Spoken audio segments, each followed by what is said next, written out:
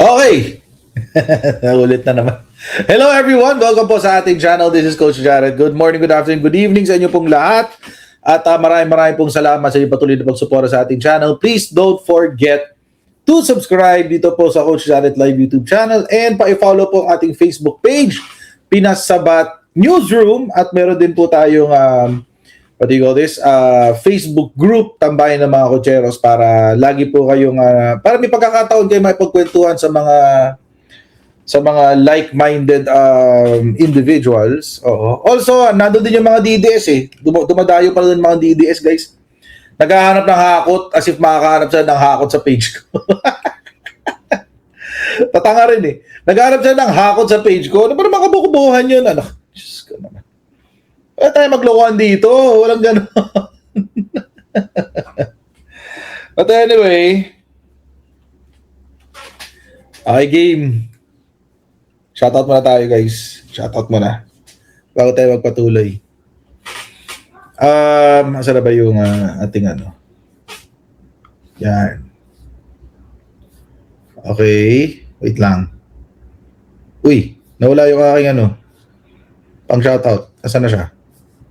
Nawala. Nawala. Where are you? Ayun. Kasi naman eh. Saan nagpupunta eh? Okay. Ito na guys. Kalmahan lang. Ito na. Pa-slow mode na. Oh, ayan. Kina paayos ulit ng settings, please. Paayos ng settings. Okay. Sige. Okay. There you go. Okay, game. Shoutout tayo. Unahin muna natin yung mga moderators natin ulit, mga babayan. Salamat kay... ito pala, mga moderators natin. Kay Ate Trexie, Ate Susan, Ate Elisa C, James, Manat May, Arnel, Jack, Convenient Movement, BJ Cans, Pinoys, Unnamed Legion, Kina, PS Moderator, Ate Mishi, Ate Lila Galvez, Ate Nida Arceo, Kuya Nelson Guntan, Sir Pascachi, at Shiro Kanzaki, and the Greater One. Okay, shoutout sa inyong lahat.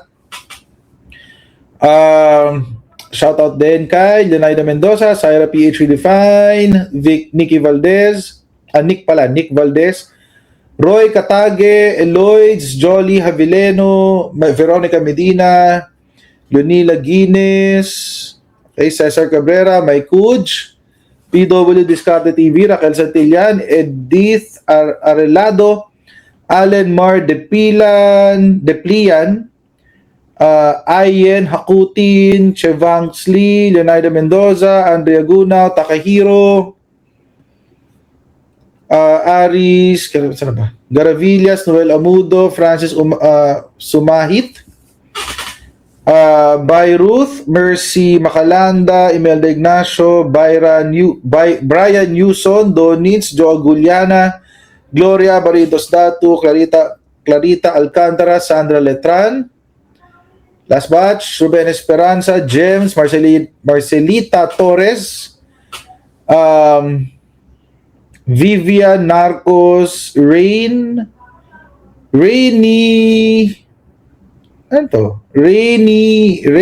Ralay, Eugene Vesperas, Rachel Tabag, I Love You Baby M, Maria Corazon Monar, Nap Campo, Zara Caballero, Chris Ignacio, at si Jessie Kim.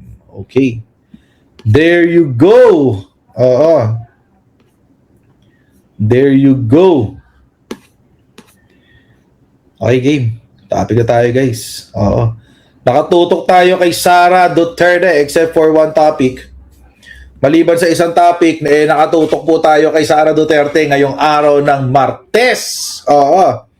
At alam niyo naman kung bakit tayo nakatutok ngayon kay Sara Duterte. I'm pretty sure you already have an idea.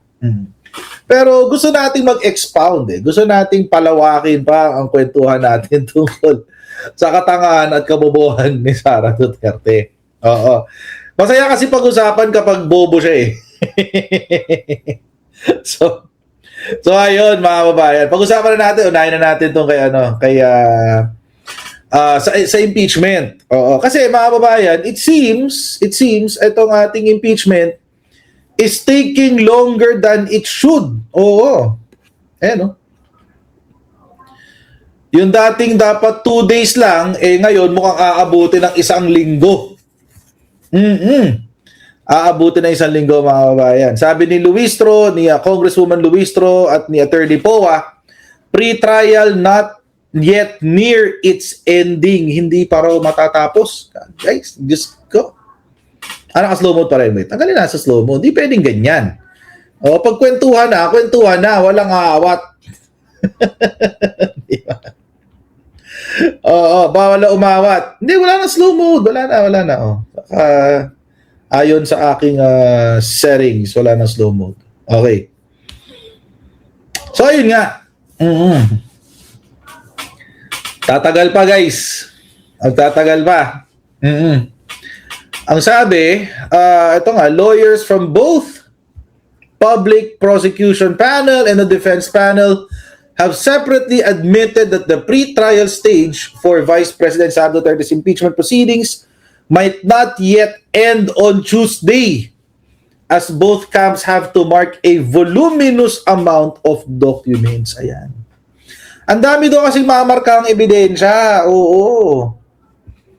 Napakarami daw kasi. Importante yung marking of evidence, mga kababayan, kasi yan ang magiging reference ng debate sa trial. Oo. Yung mga napapanood natin sa pelikula na evidence according to Exhibit A, ayan, yun yung nakamarkang ebidensya. According to Exhibit A number 1, A number 2, yun, ganun. So, importante yun para mabilis yung reference. Kumbaga, meron ka ng pagbabasihan ng mga tanong mo. At saka pagbabasihan din ng iyong mga argumento. Kaya mahalaga ho yan. Napakarami kasi. Napakarami kasi ng mga mamarkahang ebidensya. Pero pwede sanang mapabilis yan, guys. Pwede sanang mapabilis. Papapabilis yan, mga babayan, kung and this is the operative word, kung pumayag ang depensa, ibig sabihin mga abogado ni Sara Duterte, kung pumayag sila na magkaroon na markahan yung common evidence. Ibig sabihin, kung pareho lang naman ang pinag-uusapan natin, di isang ebidensya na lang ang tingnan natin. Markahan na natin yun pareho. Oo, ito na yung ebidensya ng prosecution, ito na rin yung depensa ito na rin yung ebidensya ng depensa. Ang problema, ang sabi ng ating public prosecutor na si Congresswoman Luistro, umayaw mga kababayan. Umayaw yung grupo nung kabila. Sabi nila, ayaw namin ng ganun. Ayaw namin ng joint marking. Oo, bakit daw? Kasi kailangan namin ng sarili naming kopya. Ganun. Talaga? Kailangan nyo ng sarili nyong kopya? Hindi nyo kaya mag-photocopy? But anyway, since documents lang naman yan, but bahala sa buhay nila. Usapan nila yan. Oo, ito yung sinabi kanina ni Congresswoman Luistro. Okay, wait lang medyo ipa-fast forward natin to para mabilis. Yan. Okay, game. Natatagalan ng pagmamarka ng mga ebidensya sa VP Sara impeachment trial kaya dudang House prosecutors na matatapos ang pre-trial sa Webes. Live mula sa Batasang Pambansa nangungunan sa balita, si News 5 House correspondent Marilyn Enriquez Marian, ano raw nagpapatagal sa pre-trial conference. Yes, JG, natatagalan nga itong pre-trial conference dahil sa libo-libong mga ebidensya o mga dokumento na kailangan ng markahan ng Senate Impeachment Court mula doon sa magkabilang panel, sa prosecution panel at sa defense team. Imagine, JG, nasa 4,000 documents agad yung kailangan nilang markahan para lamang sa isang article pa lamang yan. Doon po yan, doon sa article ng alegasyon ng confidential fund misuse. So, grabe, 4,000 documents agad. Confidential funds. At JG, bukod pa riyan, yung tinatawag na common documents dahil kumbaga doble yung mangyayaring pagmamarka dahil hiwalay nga po, pinili ng defense panel na hiwalay na markahan yung kanilang mga documents. kumbaga madodoble, separate pa yung ginawa nilang marking. Kung may common evidence po kasi yung parehong prosecution and yung defense, sana pwede na lang yung iisa na pag-i-examine, pagtingin ng mga dokumento. Pero dahil mas pinili nga ng defense team na magkaroon ng sariling pagmamarka, na doble pa yung oras para dito. Kaya naman, nagmangkahi itong prosecution panel. Nananawagan na sila. Humihiling na po sila sa Senate Impeachment Court para maabot sana yung June 25 deadline nito pre-trial conference at pag-release nga ng pre-trial order. Dalawa yung kanilang solusyon. Una nga riyan ay yung pagdodoble na ng teams na nakatoka para dito. Sa ngayon kasi Jiggy, 4 na teams yung nakatoka nga. Isa para doon sa unexplained wealth at 3 doon sa confidential fund misuse. At hiling nila, gawin na pong 8 yung mga teams para dito. At yung pangalawa na solusyon, i-extend yung deadline para sa pre-trial conference. Imbis po na June 25, gawin na rin hanggang Sabado po yan sa June 27. Narito po yung pahayag ni House Prosecutor Jervin Lison. If they will agree na isang document lang, ibig sabihin isang examination lang, no? Isang permahan lang, so that will be, as to the time which will be spent, it will be diminished by half the time which is actually being spent when marking common exhibit but separate documents. Jiggy, kumpiyansa naman na yung House Prosecution Panel na maabot o matutuloy pa rin yung inaasahang July 6 na pag-uumpisa nga po ng impeachment trial o paglilitis kay VP Sara kahit pa madelay ng kaunti itong pre-trial conference. Jiggy. At Marian, kahapon isa sa mga isyong pinagtalunan yung pagkakaroon ng common witness. Ano na ang nangyari dito? Yes, Jiggy, kung maalala po ninyo dun sa press con ng House Prosecution Panel yesterday, ni-raise nila na yung issue na marami Common witness. yung common witnesses na in-adopt ng defense team mula sa prosecution panel. Kumbaga, ginamit ng defense team itong mga witnesses o testigo at mga ebidensya na nakuha nila dun sa impeachment proceedings na lumabas po dun sa mga pagdinig ng House Committee on Justice. Bagay na dati ang kini-question. Ang weird ni Sara Duterte. Ang weird ng prosecution ni Sara Duterte. Wala silang sarili nilang witnesses. Wala silang sariling witnesses. Pero may nakita akong balita kanina. Wait. Papakita ko sa inyo. So that's one thing. Mukhang may delaying tactic talaga na nagaganap. Kasi nga, sa sobrang dami ng ebidensya, syempre, naisip nila siguro, sa sobrang dami nito, matatagalan. Oo. So gawin natin, para medyo ma-extend yung impeachment trial, siguro by another week or 2, magsarili tayo ng marking ng evidence. Magkaroon tayong sarili natin. Oo. Unahin natin sila. Dami nila eh. O di, kung ano yung ebidensya nila, kunin natin. Tapos, markahan din natin yung atin. Oo, nang hiwalay. Ay, by the way, also, papakita ko rin sa inyo. Papakita ko dapat kahapon eh, pero nakalimutan ko. Makikita nyo rin yung mga annexes ng evidence sa website ng Senate of the Philippines. Papakita ko sa inyo Sana yun? Merong link sa Senate of the Philippines website. Kung titignan nyo yan, makikita nyo yung annexes. Ayan, articles of impeachment, tapos may annexes. Ayan, annex. Ang dami niyan. May video pa. Ngayon, ang isang annex, gaano kalaki? Tignan natin. 790 MB tong isa. So, almost 1 gig. Ito, 71 MB. Medyo maliit yan. Ito, 329 MB. Filter pala yan. Ito, 448 MB. 639 MB. Siguro mga good 3 to 4 gig. Oo. Yung ebidensya. Wala pa yung videos. Tulad itong mga videos. Ayan. May mga designated survivor, resignation. Siguro isa dito yung rant ni Sara Duterte. Makikita niyo dyan. Manifestations. So, ito yung manifestations. Ay, hindi. Wag na. Ayoko download. So, yan yung sa prosecution. Ang dami, di ba? Ang dami dun sa prosecution, guys. Oo. So, mga good 3 to 4 gig, more or less. Sa defense, ano yung kanila ebidensya? Petition for certiorari and prohibition. Ito yung panalo sa Supreme Court. Letter dated March 2026, HOR lack of jurisdiction. HOR guidelines, answer ad cotelam, memorandum of the President, REOVP, memorandum from the Executive Secretary, baka sa confidential funds to. Ito medyo curious ako dito. Maliit lang naman eh. Tignan natin, ano to? Save natin.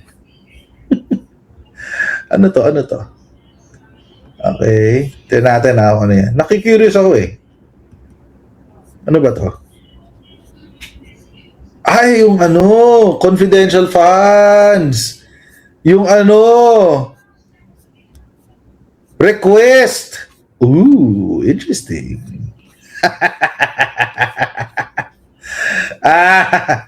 MR, May 18, 2026 to COA and Bank. Ito yung kanyang sagot doon sa confidential funds. PNP arrests leaders, members of notorious kidnap for ransom gang in Rizal. Okay, hindi ko alam kung saan nila gagamitin yan. Affidavit ni Madriaga. Ooh, letter dated August 21, 2024 of Attorney Zulaika Lopez. Sige, natin to. Chismoso eh, no? Chismoso rin eh, ha? Tingnan natin. Ano meron dito? What are you? Ayan, Camalier Cordoba.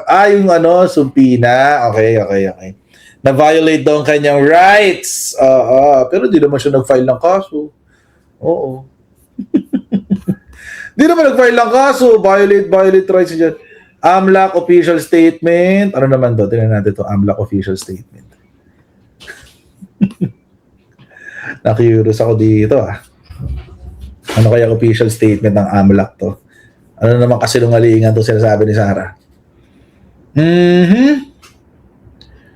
Ba't 2017?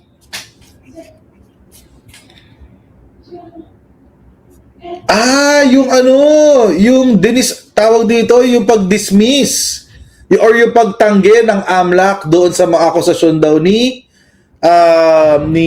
Trillanes. Oo. Di ba walang kwenta yung ebidensya niya? Walang kwenta. Alang kwenta, guys. Tapos kaya pala gusto nila may sarili silang marking. Kasi nakakahiya yung kanila. Wala sila ipapakita, guys, na ebidensya. Anyway. Pero mga babayan, ito. Meron daw silang isang testigo na secret. Hindi raw nila pinapangalanan yung kanilang witness. Na secret, guys. Ito. Panoorin natin. Jed, natapos na ba yung pre-trial conference ngayong araw?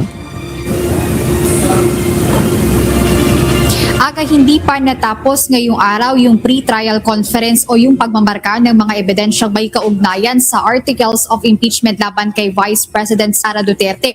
Kaya't inaasahang bukas ay muli itong ipagpapatuloy ng Clerk of Court ng House Prosecution Panel at Defense Team ng Pangalawang Pangulo. Sa pagpapatuloy ng pre-trial conference kanina, ipinahayag ng kampo ni Vice President Sara Duterte na may mga testigo pa silang hindi pa pinapangalanan sa ngayon. May secret daw. Michael Powa, ang tagapagsalita ng defense team. Nagpasya silang huwag munang ilantad ang mga ito para na rin sa kaligtasan ng kanilang mga testigo. Gayunpaman, tiniyak ng susunod naman sila sa panuntunan kung kailangan ng ilabas ang mga pangalan bago ang paglilitis. Kami din sa defense, meron din kaming na-reserve na witnesses, hindi namin pinangalanan. Bakit? Para sa kanilang seguridad. And if there is a rule that we have to disclose within 3 days, wala naman po kami nagiging problema doon. In fact, kami pa nga po yung humingi ng disclosure. Hiniling din ng defense panel na ilahad ng maaga kung alin sa 4 na articles of impeachment ang mauunang talakayin. Ito ay upang makapaghanda ang magkabilang panig pati na rin ang mga senator judges. Number 1, ng order of trial, no? Meaning anong article ang unahin. And pangalawa, kung sino ang witnesses, humingi rin kami ng disclosure kung sinong mauna, sinong sunod. Bakit po? Kasi po, para po makapaghanda ang bawat panig, ang prosecution at defense, at pati na rin po ang impeachment court ng ating senator judges. At kami din naman po sa defense, kung hiningi namin yun sa prosecution, meron din naman po kami na kami rin ay sumilalim sa ganung disclosure.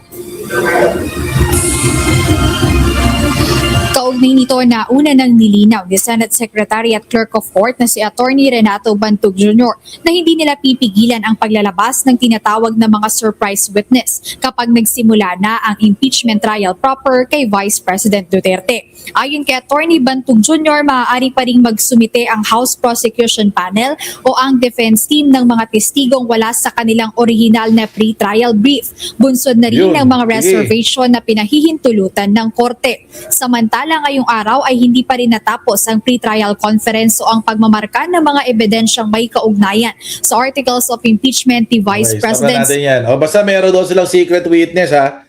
Baka mamaya, Marines na naman yan. Bagong Marines, guys. Meron doon. Bagong Marine na dishonorably discharged. Baka ganun mangyari yan, ha? O, tingnan natin. ng House or ng defense team o kampo ni VP Sara. Kaya para kay House Prosecutor at People's Party List Representative Terry Bidon, nakatatawa raw na yun pa mismo yung mga ginamit na ebidensya ng defense team. At wala silang sarili or independent na evidence na iprinisinta dito sa kanilang pre-trial brief. Narito po itong pahayag ni House Prosecutor Terry Bidon. Po yung observation na ito pong listahan po ng mga witnesses sa documents ay essentially nagmumula sa House Justice Proceedings na kine-question ho nila from the very beginning. Hindi ba? Nakakatawa yun eh. Hindi ba? Marian, ano naman ang pananaw ng prosecution at defense dito sa Alam nyo ba't nakakatawa yun? Yung kung bakit nakakatawa na yung ginagamit na witnesses nila Sara Duterte at yung mga dokumentong gagamitin din na ebidensya ng partido ni Sara Duterte ay yung same documents na nakuha sa House hearing. Alam nyo kung bakit yun? Kung bakit nakakatawa? Kasi sila yung nagsasabi na hindi totoo yung mga bagay-bagay. It was coerced, it was may inducement, whatever. Diba sila yung nagsasabi nun na hindi valid yung mga testimonya na yon. Pero by admitting na itong mga, itong mga dokumento na to ay parte na kanilang ebidensya to prove the innocence of Sara Duterte, then they're basically admitting na totoo yung mga dokumento. Diba? Ina-admit na nila na totoo yung dokumento, it's valid, and it should be worth considering dun sa kaso. So, naisip nga nilang gamitin yun para mapawalang sala si Sara Duterte. Paano pa yung mapatunayang guilty siya? Diba? Kaya nga may nakakatawa yung nakakatawa yung ginawa na yun ng prosecutors, ng depensa ni Sara Duterte. So siguro baka ang gagawin nila is gagamitin nila yung same evidence, i-discredit nila para i-absuelto si Sara Duterte. Ganun ang gagawin doon. I-discredit nila yung dokumento mismo. So let's see kung uubra yung depensa nila. Kasi lalo dun sa House hearing, ang mga lumabas dun, mga official government documents, di ba? Yung AMLA report. Tapos pag pinatawag pa yung mga bank managers na humahawak ng account si Sara Duterte, dagdag ebidensya pa yun. Baka pag nandiyan na yung mga bank managers, magpatiwakal na lang si Sara Duterte bigla. Di ba? So, at hindi, di ba? Kasi yun, laglag talaga si Sara Duterte doon pag kinumpirma ng bank managers na ay opo, totoo po yung 6.7 billion. Totoo rin po yung glitch, pero corrected na po yung glitch. The 6.7 billion is the corrected version na kahit na merong glitch na correct na siya. Oo, patay tayo doon. Tatakasan ng Pilipinas si Sara Duterte. Kasi sigurado, pag siya ay na-convict sa impeachment, so tanggal siya, perpetual disqualification. Pag natanggal siya at perpetual disqualification, ang next step is to prosecute her criminally for plunder. Baka hindi na siya makita sa Pilipinas. After nun. No joke. Baka hindi na siya makita sa Pilipinas pag na-convict siya sa impeachment court. So, dapat bantayan si Sara Duterte at dapat bantayan din itong impeachment talaga. sa 2/3 threshold para makonvict si VP Sara? Yes, Jiggy, sa panayam nga ng Ted Farlo ng DJ Chacha, kanina, no, sinabi ni Attorney Michael Coma, isa po sa mga abogado ni VP Sara na naniniwala sila, dapat po masettle na o ma-resolve na nga itong usapin ng 2/3 conviction threshold nga po, no, para ma-convict si VP Sara sa pag-uumpisa ng impeachment trial o bago pa nga maglatag ng mga ebidensya. Ganito rin yung pananaw ni House Lead Prosecutor Jervy Luis. So, naniniwala siya at nag-agree po siya dito nga sa sentimiento ng defense panel na mabuti, mainam kung ma-settle na mapag-usapan po itong usapin ng 2/3 threshold dahil, Jiggy, sa ilalim po ng saligang batas, nasa 2/3 o 16 na boto, senator judges, yung kailangan pong bumoto para ma-convict si VP Sara. Pero dahil lumabas yung tinatawag nga na Avelino and versus Cuenco ruling noong nagkaroon nga po ng June 3 quorum doon sa usapin ng quorum sa senator, nagkaroon kumbaga ng mga diskusyon kung baka may posibilidad na ma-adopt o maaari rin gamitin itong doctrine ng Avelino doctrine dito mismo sa 2/3 threshold interpretation. So yan nga yung ilan sa mga usapin na dapat din nilang masettle kumbaga bago mismong umusad at pagpresenta ng ebidensya sa mga articles of impeachment. Pero naniniwala, Jiggy, itong si Congressman Ridon na makukamit o makukuha ng House Prosecution Panel yung 16 na kailangan boto para ma-convict si VP Sara. Yan muna ang latest. Balik sa'yo. Ang hirap nun, no? Ang hirap nun, maging confident ka ng ganun, makuha may 16. Kasi 13 lang ang sure mo eh. Di ba? 13 lang ang sure mo. That is considering na hindi pa makukulong si Joel Villanueva at si Chis Escudero during the period of impeachment. Di ba? 13 lang yung sure mo. Kailangan pang 3. So, para mangyari yan, kailangan mo makadagit sa minority. Kasi sino na lang ba yung naiiwan? Again, assuming na hindi pa mangyayari ang aresto, si Robin, si Alan Peter, si Pia Cayetano, magkapatid na Villar, tapos Aimee, sino ba? May nakalimutan pa ako. Bongo, 7. Marcoleta pa, 8. Hirap dumagit dun, guys. Hirap dumagit dun. Again, that's assuming na na pero again, siguro baka may makumbinsi doon yung mga medyo weak. Feeling ko yung mga medyo weak dyan si Loren, medyo weak yan. Tapos si Mark Villar, medyo weak din yan. Kapag si Mark Villar lumipat, most probably sasama din si Camille. So, tapos may iiwan na lang talaga yung mga hardcore Duterte talaga. Sila, yung magkapatid na Cayetano, Robin Padilla, Bongo, Marcoleta, Aimee. Yun na lang yung maiiwan. But let's see. Hindi pa natin nakikita yung yung ebidensya. At alam niyo ba't mahina? Ba't sila mahina? Kasi si Loren patapos na yung term niya. Kailangan niya ng second term. So, para maprotektahan niya yung anak niya, si Baby Solar, si Boy Solar, kailangan niya maging senadora ulit. So, kailangan niya ng suporta ng taong bayan dyan. At kung matibay-tibay yung ebidensya at hindi siya magko-convict kay Sara Duterte, mahihirapan siya. Si Mark Villar, ganun din. Patapos na ang termino niya bilang senador at kailangan niya maging senador ulit. Para meron siyang kapangyarihan, para maprotektahan niya sarili sa mga kasong meron siya. At kasama rin dyan yung kapatid niyang Villar. So, sure ba ako na Boy Solar? Sabi ni Tara, let's go. Ewan ko, sabi nila mahilig daw sa pusa. Sure ba ako na Boy Solar? Ewan ko lang. Siguro ewan ko. Sabi nila mahilig daw siya sa pusa. He likes cats. If you get my drift. Anyway, mahilig daw sa pusakal sa mga pusang baliw gano'n. Anyway. So yun na nga. So para makuha yung 16. So medyo medyo mahilig. Medyo yung confidence ni Congressman Terry Ridon dyan.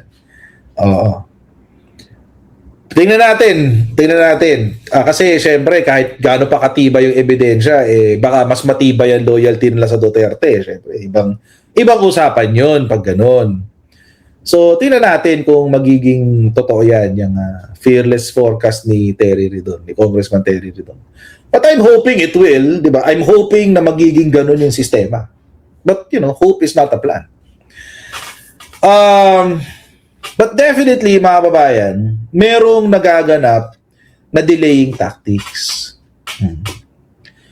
May nagaganap na delaying tactics. Kasi kung pwede naman palang gawin yun, yung mga common evidence, isang marking na lang para mas mapabilis, di ba? You'll cut the working time in half.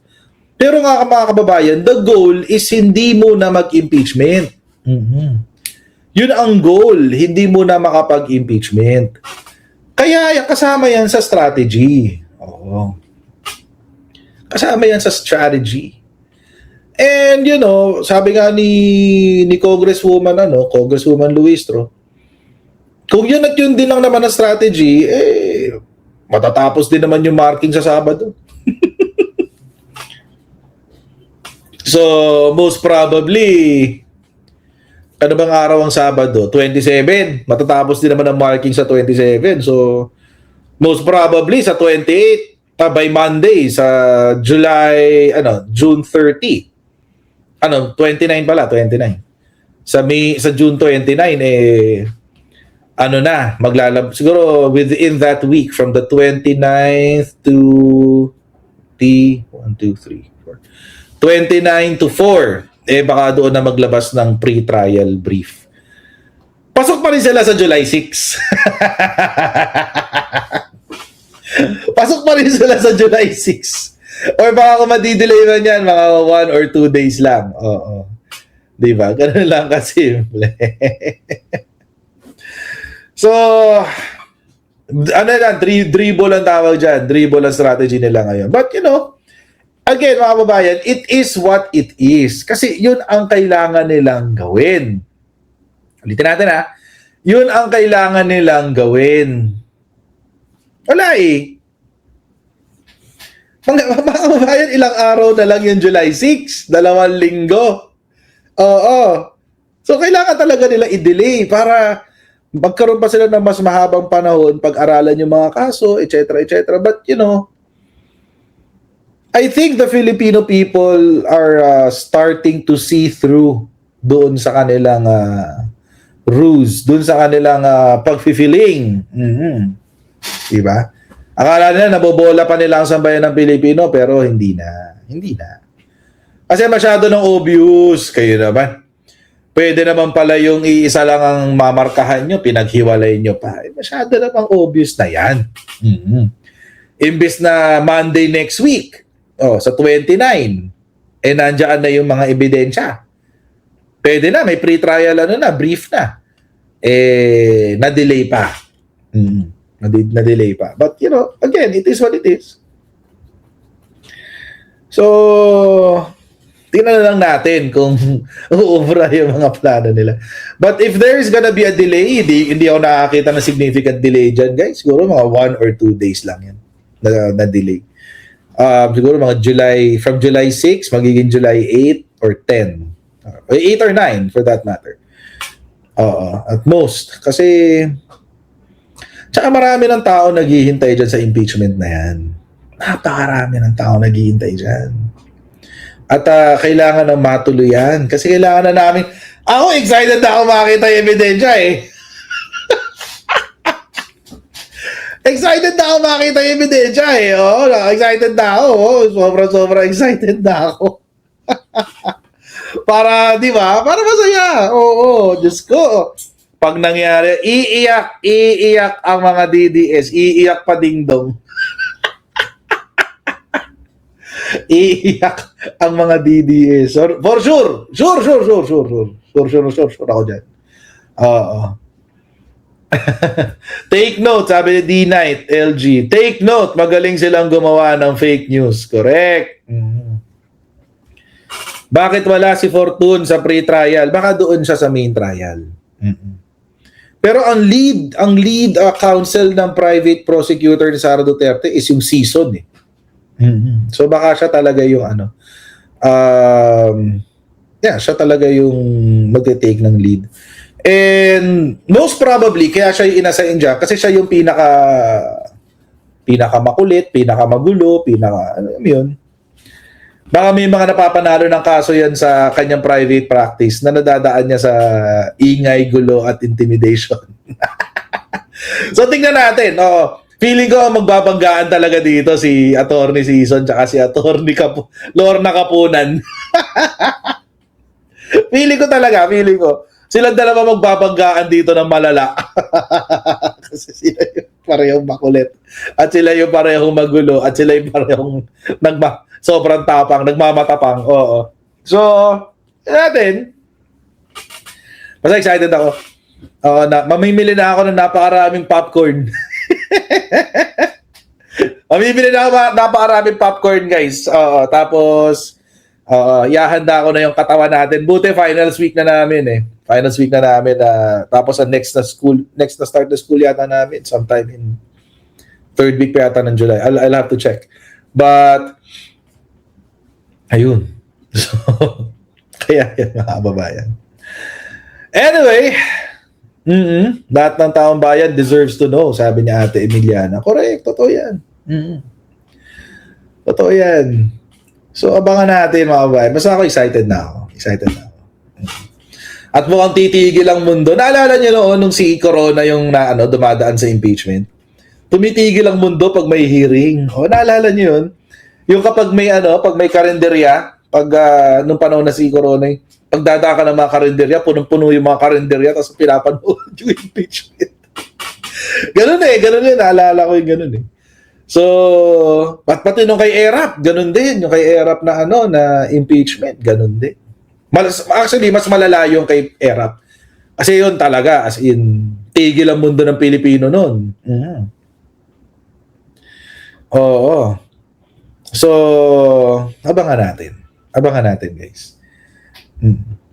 Walang traffic sa EDSA. Feeling ko ito impeachment ni Sara, mga ala Pacquiao levels yung mga tipong dati kapag nagbo-boxing si Pacquiao. Kasi walang traffic, tapos bumababa ang crime kasi lahat nanonood. Ganun ang mangyayari dito. Ganun ang mangyayari. At dahil ganun ang mangyayari dito, syempre andyan pa yung social media, yung init ng kwentuhan sa social media. So, I can really anticipate na kung merong BS na gagawin ng mga senador dito, talagang magbubro yan. Magagalit ang taong bayan.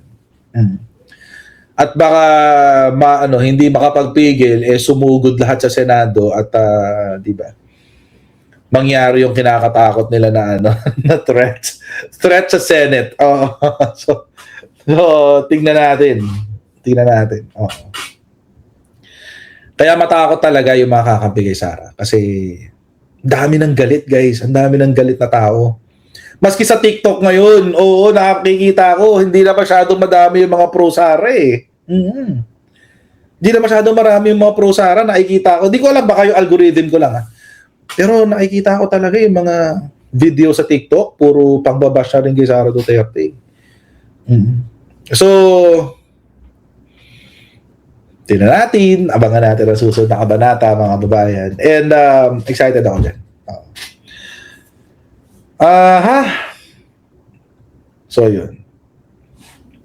Ano yung DDH? Die hard Duterte haters? Yun ba yun? Anyway, baka. Sa Reddit, Reddit, dilaw talaga yan eh. Dilaw talaga yun. Dilaw talaga ang Reddit. Alam natin lahat yan. So malamang talaga, galit talaga sila kay Sara doon.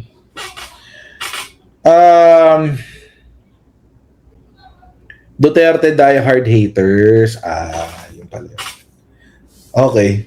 Hindi. Sa Reddit talaga, ganun talaga sa Reddit. So, I would really expect na yung mga Redditors dyan, gigil dyan kay Sara. Oo.